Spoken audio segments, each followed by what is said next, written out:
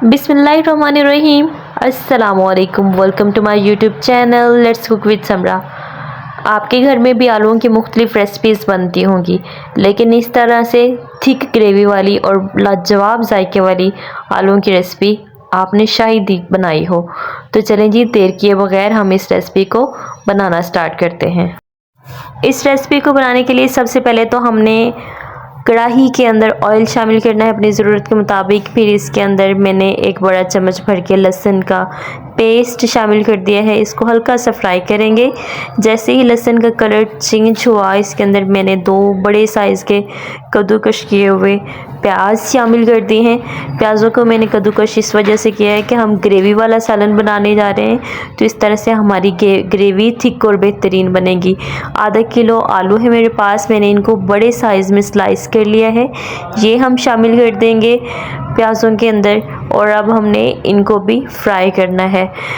इस तरह से फ्राई करने से हमारे आलूओं के ऊपर एक क्रिस्पी सी कोटिंग आ जाएगी, जो हमारे इस सालन को बड़ा ही बेहतरीन और लाजवाब जायका देगी। साथ ही हम लोग इसके अंदर शामिल करेंगे एक बड़े साइज़ का स्लाइस किया हुआ टमाटर शामिल करके अगेन हमने इसके अंदर चम्मच चलाना है और अपनी सारी वेजिटेबल्स को पकने देना है।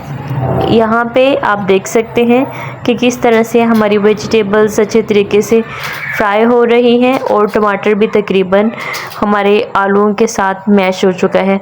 1 टीस्पून, 1 खाने का चम्मच यहाँ पे मैंने नमक शामिल कर दिया है। आपने भी स्पाइसेस को अपने हिसाब के मुताबिक कम या ज़्यादा कर लेना है।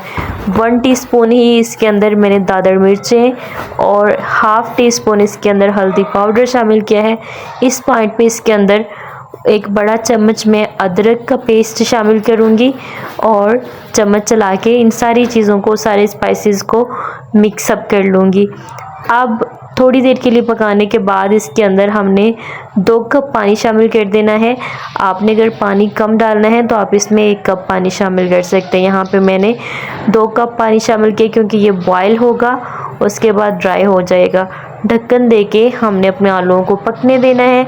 यहाँ पे तकरीबन 10 से 15 मिनट गुजर चुके हैं और हमारा जो पानी हमने शामिल किया था वो भी तकरीबन ख़त्म होने वाला है और आलूओं ने उनको एब्जॉर्व कर लिया है। यहाँ पे 1 टीस्पून मैंने ज़ीरा पाउडर शामिल किया है, ½ टीस्पून काली मिर्च का पाउडर और 2 टेबलस्पून, 2 बड़े चम्मच भर के इसके अंदर मैं क्रीम शामिल कर रही हूँ।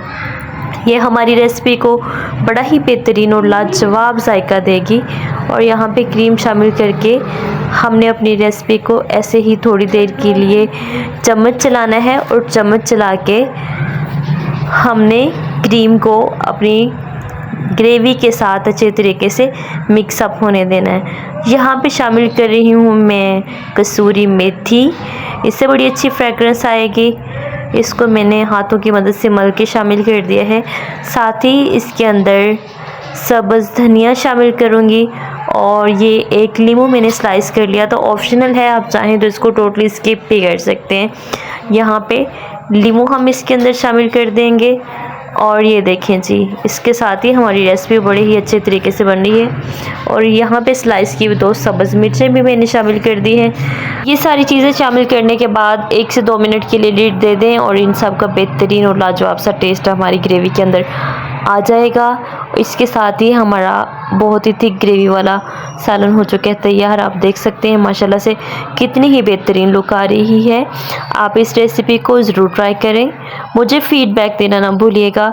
वीडियो अच्छी लगी तो चैनल को सब्सक्राइब, वीडियो को लाइक और शेयर कर दें। Stay happy, stay healthy. अल्लाह हाफिज़।